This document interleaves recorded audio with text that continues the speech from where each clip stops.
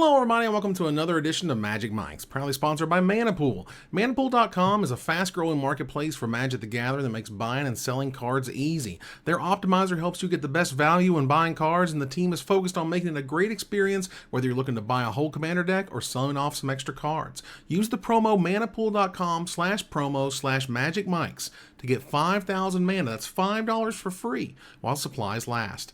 I'm Evan Irwin. We get started each week by saying hello to my two co-hosts. Power Dragon. What's up, everybody?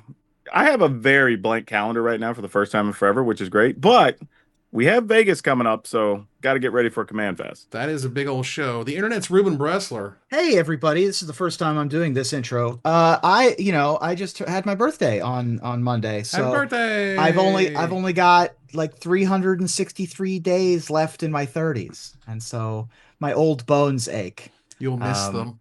I know. You'll miss those years. I can only tell you from experience that I don't know, man. You will look upon them fondly. I'm older, and it's all right. It can be fine. Yeah. Sure, yeah. I mean, Right. there's some good things about getting older that are fine, that are Nice. okay. Fair enough. Now, if you did miss it, or maybe you jumped over it, because whatever, I get it. Manapool.com/promo/magicmikes is our new big sponsor there. Up in the top right corner of the video if you're watching that, or if you listen to our podcast and you can't see it, that's okay. But yeah, we do have a limited time offer to give basically $5 for free. That 5,000 mana thing, that's $5. Go get it. Go get you some. Tell them we Yeah, sent you. let me get that link. Literally free money. Like, I don't even know how to. Like, you sign up, they put the points in your account, then you have $5 to spend on whatever you want on the website. Whatever you want. Like, that's literally it. Link is down below in the Twitch panel down there. If you're hanging out there, it's going to be in the description of the video and the podcast and all that. I'm also just going to put it in the Twitch and the YouTube right now. Right. So, this is a weird first pick now because the tweet was deleted. However, the Reddit posts are still there. The toothpaste is not going back in the tube. And quite frankly, this ain't CNN. You know, we ain't really telling the world here. But what we are saying is that you can't put the toothpaste back in the tube when Dude Bro from the trucking company drove the Teenage Mutant Ninja Turtles truck with the Magic the Gathering logo on it through the busy streets of wherever they're at. What, New York Comic Con or something, right? Yeah.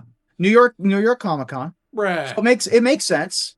It does make sense. I love that. Look, I have been absolutely pumped for Teenage Mutant Ninja Turtles, Magic the Gathering cards for a very long time. They can absolutely go so deep here. I don't know how deep they're going. You can go back to the cartoon back in my day. You can go to the newer cartoons, the CGI stuff. You can go to the Michael Bay movies, for God's sake.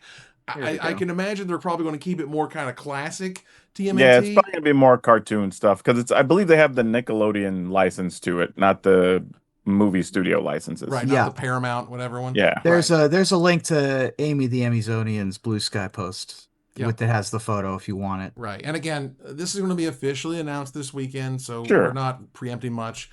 And I just think it's absolutely fascinating. I would love to see a commander deck for every single turtle. I want to see multiple versions of Shredder and Splinter and just go deep. And I know it's going to be like the third set in New York City or something, which is weird. It'll be the second one in 6 months. Yeah, second one in 6 months, which is odd. But we're going to have a pizza slice as a food token. You just know it. Sure. There's something else too about this. There were some people going, "Oh, I can't believe they screwed up." I was like, man, the guys in the truck probably don't know. They're probably scoping out the best parking space, put the truck for the weekend, and just doing. They probably got there a day early. They probably could have covered up the Magic logo if they'd have known it was going to be an issue. Because honestly, looking at it, it kind of looks like a food truck.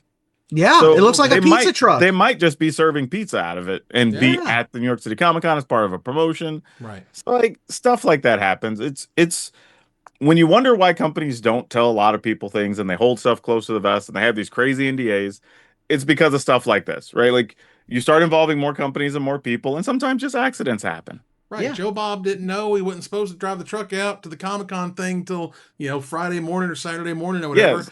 with everything taped up, but no, they didn't tell him. So and so missed it, and then the truck has to get there, and here we are. Like, right, exactly. Hell, they were probably Tails always excited because they put a new wrap on the truck and it looked great. And he's just going to go drive around for promotion in New York. And they right? didn't cover up the 1 foot by 1.5 foot space that says Magic the Gathering. Yeah, they probably didn't know. Like, yeah, if they had covered that up, then we would have been like, okay, it's a Teenage Mutant Ninja Turtles thing. It's New York. They have new toys all the time. Right. Comic-Con's there. Well, there's a way you could have covered it that it wouldn't even have looked that obvious. Yeah. Honestly, you may not even notice it was covered and we never would have seen the picture. Just dunk some ooze over it. And we also true. Also true. But yeah, anyway, we would have, like, look, last week, Evan was like, please God, let it be Teenage Mutant Ninja Turtles on the show. It was like, it's in New York. Please let it be Ninja Turtles. Hey, man, we got our wish. I think that this is a great little world. I love the Ninja Turtles. Little Ruben wanted to be Michelangelo. I'm a Donatello guy. I had a turtle named Leo growing up that I named when I was 6 years old. Well, you guys are squares. Probably a little bit. A little bit. I like the nerdy guy who figures it out. Yes, you do computers. I think is the lyric from the song. No, you do machines. That's what it was. Yeah. But yeah, I always wanted to voice a Ninja Turtle. I always wanted to be in the Ninja Turtles. I love the world of the Ninja Turtles. It is it's this hilarious, comic book cartoon mashup where we've got superhero and supervillain based economies that you have sometimes in these stories where it's like the entire infrastructure of the city is like the most common job is henchmen. It's amazing. Anyway, I love the Ninja Turtles. There is an interesting thing here though. Now we can't see it now because the discussion's gone away, but there were a lot of people, and I'm sure Wizards is paying attention, that seemed to, when they saw that it was going to be a Nickelodeon license, were like, whoa, well, what if we get like 5 or 6 cards for each of these different Nickelodeon things? And people were kind of vibing with that. Mm-hmm. Like they could have had their your Rugrats, your Fairly Odd Parents, your whatever. Like, not something I thought people would have been into. Okay, but maybe that's a thing they go back to the well on, because I would have never thought that was a thing. Right. This is the type of property, other than Star Trek, which I'm also very much into. This type of thing, if I was working at Wizards, I would beg and plead to work on the TMNT project, because this was my jam. This was my 5th grade. Get new action figures. They're not dolls. They're action figures, and you take them to school, and you get to play with other people who had also other action figures, and compare them, and check out the little accessories and stuff, and get the comics. I got the comics. Watch the Saturday morning cartoon every single week, and talk about it with your friends for the following week, never ending. Bruh, that was my jam. So like all of that stuff works for me, and all the other future iterations are cool and fine. And my man's got the last Ronin over here. Yeah, if you haven't read this, it's totally cool. Totally cool. Like one of the ones from Eastman and Laird, one of the last projects they did together after like all the turmoil and whatever, like just really, really cool. That's awesome. Yeah, I'm jelly because it's fantastic. If this is from Nickelodeon Group, I believe is where the license is coming from, which means that they do have access to Fairly Odd Parents. They do have those are probably separate contracts, but yeah, they have the relationship to get there. Yeah. Right. Yeah, exactly. All of this would be they have the relationship to get there. But this is the same company that did the SpongeBob Secret Lair, probably. Yeah. Yeah, of course. And this would be the same connections. Right. I'm expecting a Rugrats Secret Lair. I don't expect a Rugrats, set. And I think for a lot of that stuff, even as big as what I would describe as dude, if you can give me Reptar as like one of the big legendary dinosaurs. Reptar Itali? Are you kidding me? Or a Reptar dinosaur token would be cool. Yeah, count me Reptar in. Pont Laza, like whatever. Yeah. You choose a number. The other thing that's interesting here is the NFL has a partnership with Nickelodeon, with this Nickelodeon group. So there's a world where there could be a National Football League crossover, which I think is relatively interesting. For Secret Lair, I could see that. Maybe. I don't think so, because even while I just think it's too American focused. Okay. I think it's the same reason we won't see like, America flag based stuff or whatever, or U.S. Armed Forces type stuff, which is a whole other thing. But like, I think if it's going to be football, it'd have to be soccer, because we're uncultured. They don't have that partnership. I would agree with you. However, to make the it worldwide, games they have been putting in Europe have been insane for attendance. Matter of fact, when we were doing the Commander conference, I was talking with our dude from South America, and he was showing me pictures because they were doing one of the games in Brazil, packed out. Like, and what's crazy is people have like actual fan jerseys of their favorite teams. Because I thought people would show up to the games and you're just buying the jersey that's there for whatever the two teams that are playing. Right. But there's like every team had people just walking around just with whatever. You're a Lions fan, but you know, it's the Packers and whoever playing, right? It's crazy. Granada notes that wouldn't it mess up with actual collectible sports cards? I don't think so. And you know why? No. Because they're making game pieces. They're not making collectible sports cards. Yeah. And those are different when it comes to contracts and the things that you're selling and where you're selling it and blah, blah, blah. So I don't think that would be an issue. And maybe they give it, and this is one of the things that definitely sounds like they would dip their toe in a secret layer. If it blows up, high five, they might do it again. And maybe they'll work on something, but maybe we'll see. I actually have dumb nerd knowledge because I collect sports cards forever, but there was actually an issue because recently the NFL and one of the other companies ended up signing over the rights, I think, to Fanatics or whatever, one of those companies to do a bunch of the collectible cards. So another company, and I can't remember the name of it, that still wanted to make trading cards had to get a game license. So they made a game called NFL 5 so they could make game stuff, but it's really an excuse for them to print, you know, collectible cards or whatever. Collectible cards. But I don't think that's still even being produced. I think it was like had a 3 or 4 year run. So, but yeah, it's a thing. They do independent licenses for gaming if people wanted to do it. So yeah, it is possible. I think it's always dangerous for any brand to put real people in their game. Sure. Usually. Sure. Just on like a scale of like scandals, right? Or something goes wrong. Oh, see, I wasn't thinking that. No, I was thinking like Cincinnati mascots. Bengal. Yeah, I was thinking mascots, maybe put the helmet logos on something for tokens, you know, stuff like that. You get Miami Dolphin is a reskin of, I don't know, Snapcaster Mage. Who cares? Like, You get what I understand what you're saying. Chicago Bear. I thought you were talking about like the actual like players themselves. No. And you know, Wizards wouldn't be cool with that. People's likenesses. They're barely cool. Oh, dude, the world champion. You would put those in the secret layer, and then there'd be like this person, you know, does the domestic violence or something, or exactly. There's a car accident the next week, and you just be like, right. You know, like, you buy shouldn't have. You buy this secret layer. Well, the problem with doing it that I just occurred to me of doing it this way would be that some teams would have better cards than other teams. So well, sure, that's not going to work. Anyway, the point is that it's possible, whatever. And the Ninja Turtles are dope, and I think it's a cool IP to use, and they should have waited for New York Comic Con, and I'm glad they did. Yeah, I mean, I agree with it. I wish, you know, obviously, because isn't it great to have all your things immediately?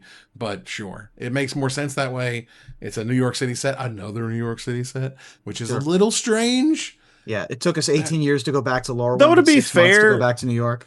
While the Ninja Turtles are in New York, they don't highlight it the way Spider-Man does. True, right? You're more in New York just because it's the location. You're in the city, right? The whole Eastman and Lair thing that is supposed to be a derivative of like Daredevil, and he was in New York, and so it's that whole thing.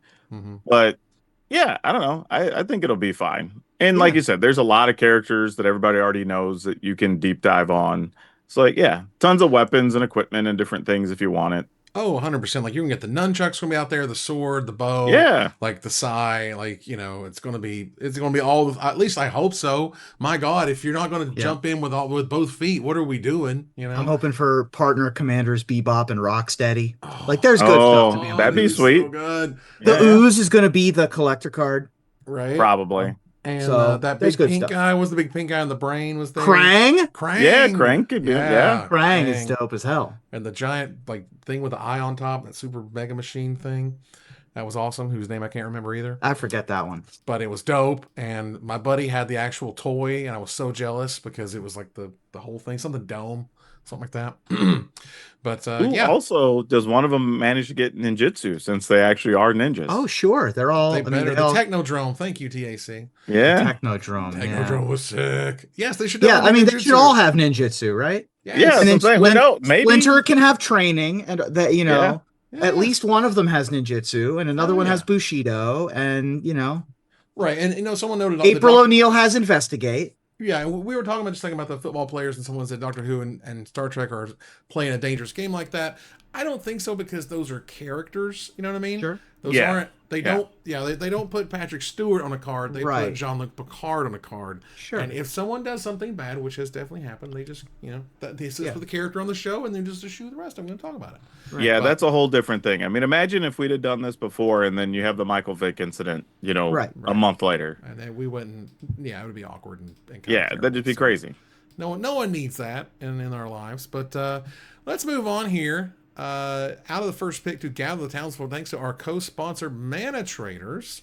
This is the best tool to enhance your Magic Online experience. Use the code MagicMikes_EWN. That's _ East West North for 10% off your next subscription with Mana Traders. That number or that 3-letter code changes. This month we've got a good 3-letter code. EWN is a good 3-letter code. It's very close to Irwin, in fact. Can we keep this one? They won't let me. I beg them. Right. They won't let me. All right. So we move on here to the Gather the Townsfolk. We talk about some community issues or some stuff from the community we want to highlight. Jim Davis made a whole documentary, a 50-minute documentary that talks about behind the Pro Tour and his testing process for it, and goes behind the scenes in all the different ways. And I definitely want to watch this as soon as I can. I just skipped through a little bit to see what it was about. And if you're into competitive Magic, this is your jam.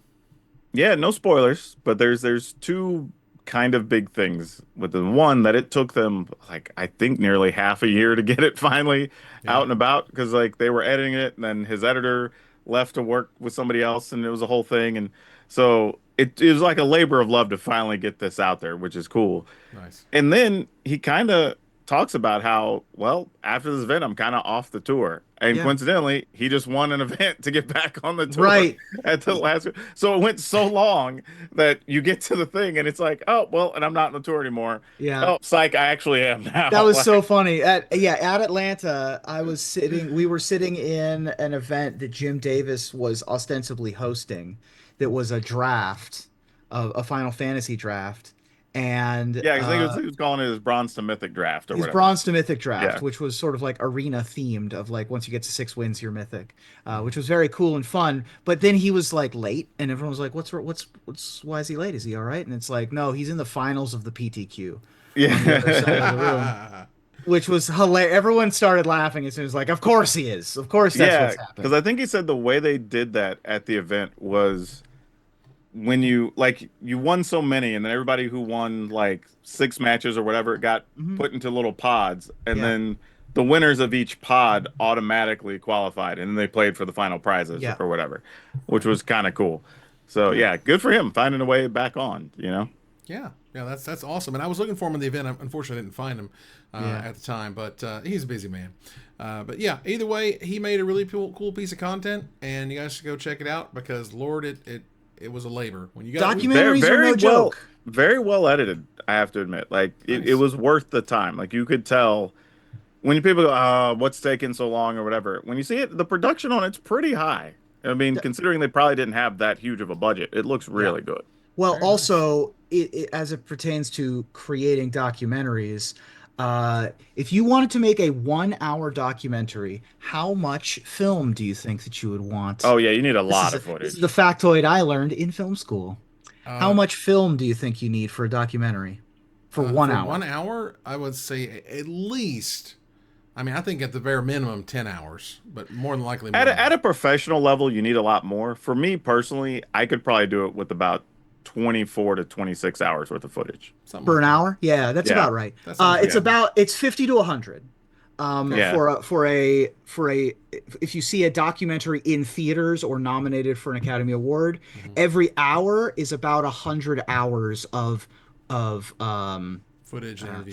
I believe that, because when you have more people, you have multiple, 6 or 7 folks on a team combing through everything and going, oh, well, this perspective's better here. We get a shot from behind them over here, And it's and then there's writing, and then there's editing, right? Yeah, the editing is the brutal part. The editing is absolutely brutal. You're probably got another 50 hours of editing for your 1 hour in there as well. So. 100%. Obviously, the larger project, sort of the longer it takes, and then you have to kill your darlings, which sucks. Every documentary you've ever seen in your whole life, I assure you, could be twice as long easily. Easily. There's twice as much. There's at least twice as much. Probably more like 4 times as much footage on the cutting room floor of every documentary as a scripted movie. Yeah. But I think that's why we're starting to see some things change on YouTube. You're seeing a lot of like 2 and 3 hour videos of people putting together. So like, I just want to tell this whole story, and they tell whatever it is, damn thing. Bunch of long form stuff, and we're here for it. I've watched some of them where I've watched like a third to half of it. I go grab a meal or whatever, go shopping, do what I do, come back and finish it up before I go to bed. A non-zero factor of doing this show live is that we don't want to edit. Sure. We don't have to edit all of this. I don't. There is a guy named Dr. Jordan Breeding. He's not a real doctor. It's just like his old title. But Jordan Breeding is a really cool YouTube channel, and he made a 4.5-hour video that explained all 12 Saw movies in a cute and funny way. I was waiting for the punchline because I was like, if you told me this dude was a fertility doctor, I'm walking away. With that name, I was like, yep. He plays it up in bits and things. It's really cute. But like, yeah, stuff like that I think is cool. I think it's great to have that kind of sort of almost background, not background listening, but it's on. Maybe you're doing something. Oh, okay. You can bounce back and forth if you want. And this should have more views. This is a low number of views for how many. He's at 50K views for 7 days, which is pretty good still. But I think this also speaks a lot to it's not going to speak to everyone, right? Because they're not into competitive Magic, right? Sure. And unless you're just curious from another game because you've heard about the Pro Tour, you're not necessarily going to automatically click on it when it comes across, because you're going to be seeing a lot of stuff. When he's talking about breaking down the testing and the Pro Tour house and whatever, like, you're not going to understand the terminology or what's going on. So it's going to be pretty crunchy for a lot of people that aren't necessarily full-time players. This is the part where you note that all of the interaction, all of the likes and your comments are the stuff that's going to drive more people to see this than anything else you could arguably be doing. Obviously, it's great for your own social channels to speak about it, which is cool, and you certainly should. But in terms of like the YouTube algorithm and having other people sort of find it, that's how you get that attention. So just pop, do the ding ding. Pop it on and go, Watch it all the way through. And watch it. Watch it all the way through. Absolutely. Don't skip the ads. Let's move on here to Desperate Ravings. Things we can complain about. Lord, we know we have enough of them. There's a really cool Blue Sky account called Magic Data Science, mtgds.bsky.social. And Magic Data Science, they like to look at data, and they like to talk about it. And they hold a really cute little survey, 3-question survey, ever since January 2024. And one of the questions is, do you approve or disapprove of the job that Wizards is doing? And it is the most disapproved and strongly disapproved response that they've ever gotten. And I think we kind of know why. And it feels like it feels like we are coming up with different and fun and interesting ways to say that we didn't like the Spider-Man set, because that's all this kind of feels like. Honestly, is just another of we just didn't like the set. We get it. Sure. This is just one of those things, like, it largely doesn't matter. All right. I mean, that's just where I'm at on it. But sure, we also know this was never intended to be what it is. Right. So this is all pointless conversation. Like they've said, this was not the intent when we came out. We saw the failures of these other things. We had to rush some stuff and blah, blah, blah. Like it was going to be only for older formats, and then it had to be standard legal. And like, we know that. So like, what are we surprised by? Why are we wasting time on all these surveys and blah, blah, whatever. Right. And the other part, a lot of that's the online noise. Like when we were around, and I can tell you, when we were walking around in Atlanta and I was doing some community stuff with Wizards socials, and we were going around to people, some of them, when we were giving stuff, were like wanting Spider-Man packs. Right. So for as much as we may not like it or whatever, there were a lot of people that were totally fine with it. And they're just not hearing the online noise. And that's fine. Like, it's cool.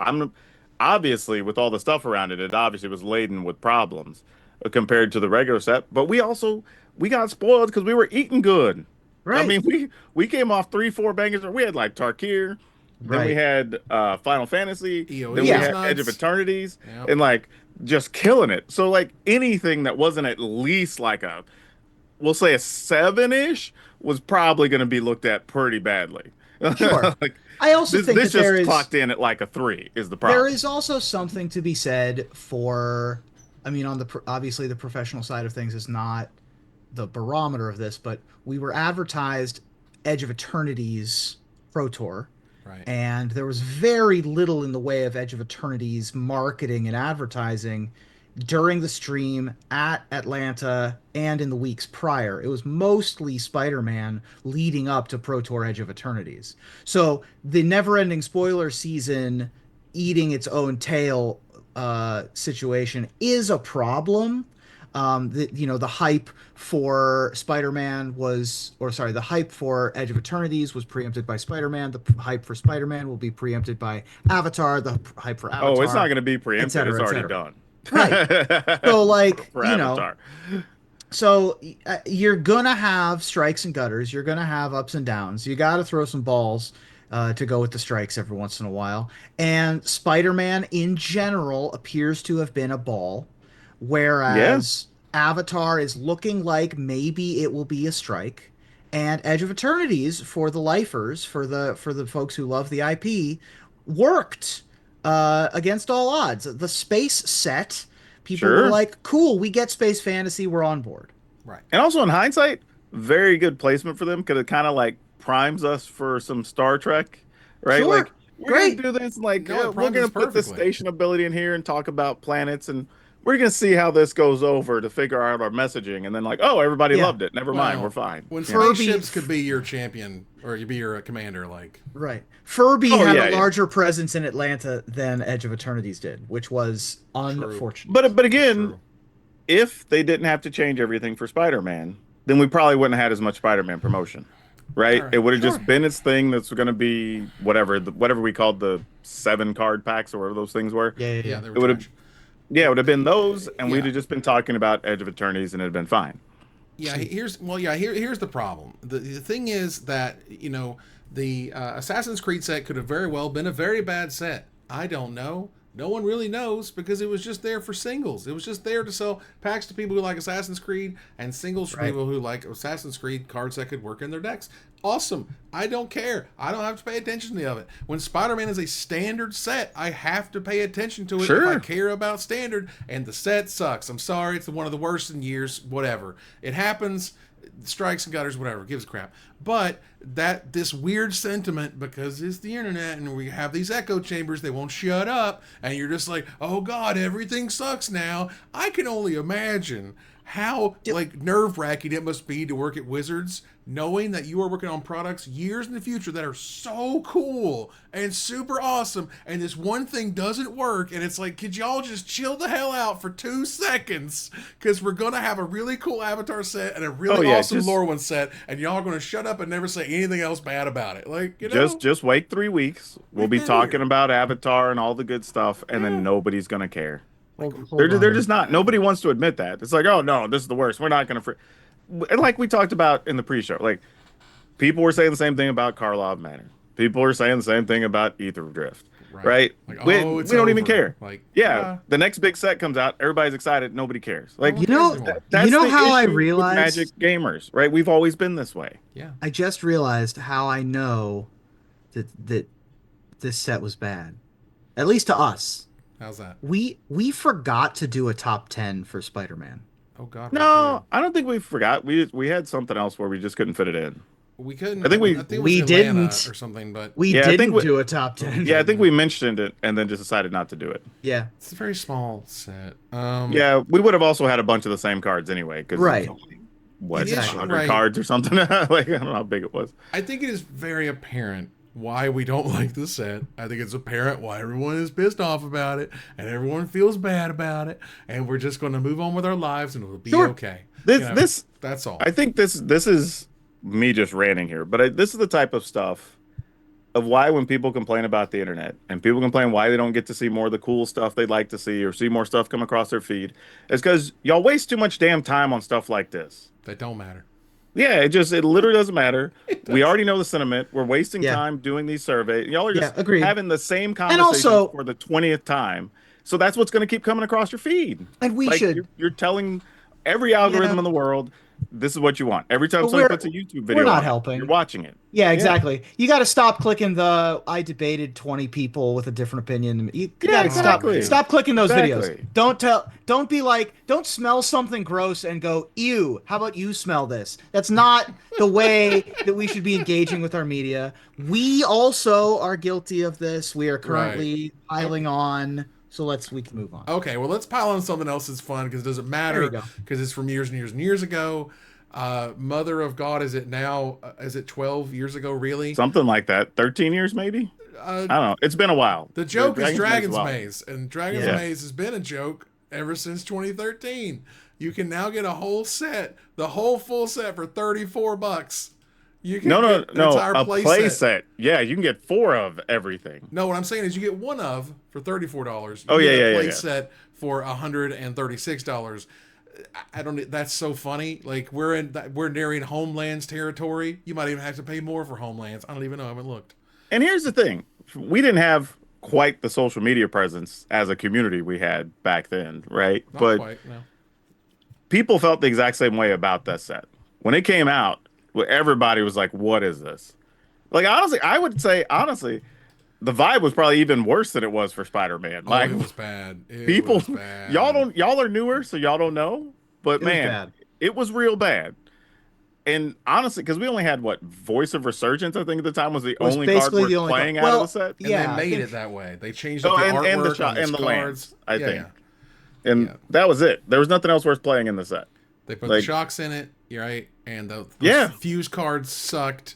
The mechanics sucked. The card, the set called Dragon's Maze didn't have a dragon in it. Right. Like the jokes write themselves, quite frankly. Everything was bad. And so, yeah, it's funny. Is Spider-Man quite that bad? Not really. No, Spider-Man at least has more playables, at least. Right, it has a few decent cards, and it is Spider-Man, for God's sake, versus like, damn, y'all screwed up a Ravnica set? Okay. But here's the crazy part again. For as bad as it was, 3 months later, we moved on. We did. Yeah. Right? We the next set came out and went, oh, this is great. Never mind. We'll just ignore Dragon's Maze and we just won't ever play with those. And the irony is what happened. Is we had to sit there and stew in Dragon's Maze for months. Y'all have to deal with Spider-Man for what, 3 more weeks, you children? Yeah, something like total will be like 7 weeks or something. Right. You know, back in my day, we used to suffer for 3 months at a time.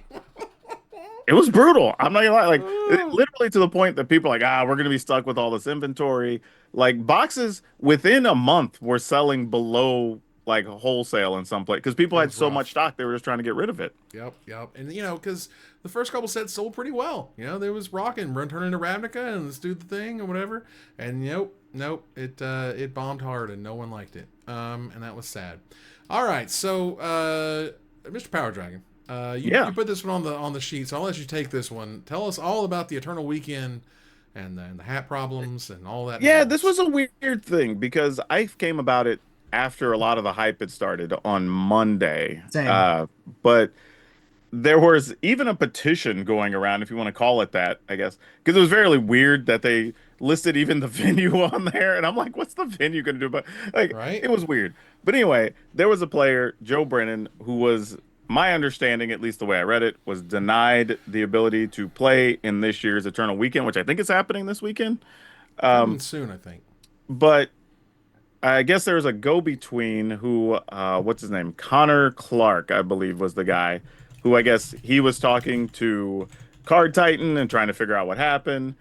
And eventually, it sounds like there was a resolution that they agreed that because there was a belief that because Joe had decided he wanted to wear a famous little red hat, we'll say, to the event, that was going to be one of the reasons that he was denied the ability to play. But there's past stuff, and now there's allegations on, or he's not sure what actually he did, and that's, here nor there. I think the crazy part of all this is just the reactions, where supposedly both sides were getting threats and everything else, and I'm like, y'all, I get it. I don't agree politically with some of the stuff going down. Yeah. But if that's what you're hanging, like, we don't need to go threatening people or businesses or folks' jobs. Like, we're getting a little out of hand. Right. Like, we gotta check ourselves a little bit there. Yeah. There's, I think that it is there is very murky intelligence here, and we're never going to know all of it. And Sure. that is part of the function of us reading the tea leaves through social media. The facts are these: this person has been successful in Magic tournaments in the past. This person has been banned from events and locations in the past, absent clothing choices. Yep. Uh, this person wore a controversial hat. This person was banned from an event. Again, like another in a string of events. The allegation being that it was the hats doing this time and not behavior. Is that the case? Possibly. Card Titan alleges that it was for behavior. The person who was banned says that it was because of the hat. It's probably somewhere in between. It's probably both, and it's probably neither simultaneously. Mistakes were made on Card Titan's part in their messaging and in their investigation, and they've already made a statement saying that they are going to look into how they are, future removals of peoples from their tournaments, and they're already going to look into that. And I believe them. Card Titan is a paragon of the game Oh yeah, space yeah. They've been and the around a while. tournament organization community for a long time. They released a statement on October 7th. That was yesterday. Where they said, first and foremost, threats and bullying have no place. Quit being, what's wrong with y'all? Second of all, political discrimination has no place in Magic. Wearing the hat or whatever is not a legitimate reason just to make them kick it out. How third, it was Card Titan's sincere judgment that Joe's exclusion from the event that is this weekend, I went and checked, is not based on the hat, but his conduct that was reported from him. And Joe accepts the outcome. He does not obviously agree with it, as one would imagine. He plans to return next year, which they have no problem with. It was basically, they cited some behavior. That's going to not let you in the next event, but you can come to the next one. Make sure you dot your P's and your Q's and don't do anything wrong, and you'll be just fine. So as long as your conduct is cool, you're cool. There's no need to be threatening people about stuff. One person didn't get to play an event. It doesn't change or hurt anyone else's life. All right, you're okay. He got his refunds, I'm sure. It'll be all right. All right. Let's turn the corner here, unless you guys have anything else you would like to add. The only thing I would say to this is that I do think clothing choices and when it's politically motivated, there's a lot depending on where you live. Sure. And you have to know the environment you're walking into. Now, first off, I think it's weird anyway, like to just I'm gonna brandish this thing for this political party and I'm gonna go play cards. Like, I don't care who you support. It's weird, man. So like, I mean, bringing your politics into Magic is weird. I was going to say that for sure. Well, okay. Now we're getting dangerous. It depends on how what prepared, you do is political. I am prepared to red zone this if we want to go further. No, I think you're right there. You can bring your politics anywhere you damn well please. Sure. Is my perspective on this. And if your life is as a Magic player, then you should brandish your politics, not anything dangerous, but you can display your politics in a public space. By the same token, someone can ask you to leave their public space. Like I've been in situations where people have worn that's their exactly. private space. Right. I've been in situations where people have worn either offensive or derogatory or bad things to poker tournaments. Or politically motivated things to poker. We've had it at Magic tournaments where they make you turn your shirts inside out. Exactly. Yeah. A friend of mine from Vegas was deep in a high buy-in poker tournament wearing a keffiyeh, a traditional Palestinian garment. Mm-hmm. He was told by the tournament organizer to remove the keffiyeh or he would be removed from the tournament. That is a thing that will happen. If you are going to enter a place wearing something controversial, you need to be prepared for the consequences. Oh, sure. So saying don't do it is fine, but I think that it should be allowed, but then the consequences need to come. So I'm okay with this person wearing the hat. I'm also okay with the tournament organizer disallowing an invitation for the hat. But what I was getting at is like it's not even just political, right? Like when we had the MagicCon in Philadelphia, I genuinely looked at a thing I had that was Dallas Cowboys colors with the Dallas Cowboys star on it. And I was like, I really like this, but that's probably not the place to wear this, right? Like, just to not cause any fuss. If we go out to eat or whatever, like, I'm just not in the mood to deal with it, man. Right. Like, you know what you're doing when you wear it. You know what I mean? What I would say is, basically, let's put it this way. If you're going to do something like that, you're going to need to expect a higher level of scrutiny, absolutely, of people looking at what you're doing and picking it apart in ways that they wouldn't if you hadn't brought sort of attention to it in that way. So that's kind of where we're at, and that's just society, whether also, like it or not. You got to know your situation, right? If in this case where we're talking about Joe, like, there's a history of him being banned from events, people questioning his behavior, whatever, whether he agrees or not. Like, you have to know the perception of what you have going around, right? So you're only adding to that by doing this. You're not going to make it easier on yourself by doing it. So and also it's kind of a bad move in general. It's a bad If you're gonna wear, it's a bad move. Like, pick your spots. Like, you don't have to die on every hill. Wear a different hat sometimes. Like I said, I didn't wear a really nice Dallas Cowboys button up because I was like, I love wearing this out. This is not the place to do it. Yeah, exactly. Right, not in rival territory. Not worth it. Right, I'm in enemy territory. I should not wear my Yankees jersey to the Red Sox. Yeah, exactly. You just don't wear it when you go to Boston. Bar. Like, man, if you're in Knoxville and you got your Georgia Bulldogs gear on, they're probably going to mess with you a little bit. I'm not saying they're going to hurt you, but they're probably going to give you some crap. Because, same thing in Texas. It's the A&M UT thing, man. Like, it's going to happen. That's where you're at. All right, let's turn the corner here to the finisher. It is spooky season. Woo! So now that Halloween month has started, what are your thoughts on what you're thinking for your costume, Ruben? Well, given the news that was spoiled on the side of a pizza truck this week, I'm planning on putting on a costume that I haven't worn in 30 years and dressing up as Michelangelo for Halloween because I, much like Mikey, am an awesome dude. Nice. That's totally fair. For those that know the lyrics to the theme song. Power Dragon?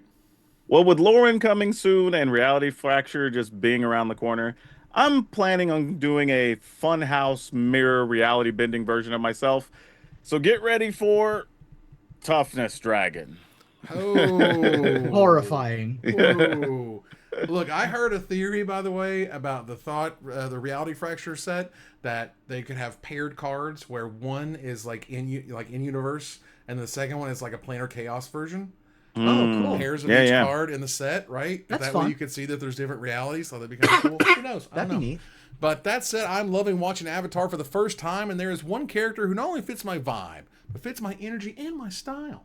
So get ready for my star turn as Uncle Iroh. I just need to grow a top knot, just real quick. I'm gonna have to go get one of those. Dude, you get a top knot wig, the pointy sideburns. He's the best character in the whole show, anyway. The mutton chops. Yeah, he's definitely my favorite so far. There's few characters as good in fiction as Uncle Iroh. He's incredible. Very nice. All right, and that ends another live episode of Magic Mike's. Thanks for joining us here to discuss all things magic. Thank you, Power Dragon. Hey, it's always fun to be here. And again, if you're going to be at MagicCon Vegas, come play some cards. Or Command Fest Vegas, I should say, not MagicCon. Oh, there you go. Thank you, Ruben. Hey, thank you. This was great. And yeah, tune in next week. Use the code and do all the things. Yeah, thanks to manapool.com for being our primary sponsor. Check out the link down below in the description or in the Twitch panel. Get you some free money. We're literally giving away free money. I'm not kidding. Moving to our final slide, I want to thank our sponsor, Mana Traders, obviously manapool.com, my co-host Power Dragon and Ruben Bressler. Viewers like you for watching or listening, please follow, like, tweet, favorite, share, subscribe to everything social that tells people we exist. Catch us on our exclusive member Discord, subscribe to our Patreon, watch us live on Twitch, join us here live or taped on our YouTube channel. Check out the TikTok, follow us on Blue Sky. Join us here next week, same time, same place for another episode of Magic Mike's. Good night, everybody.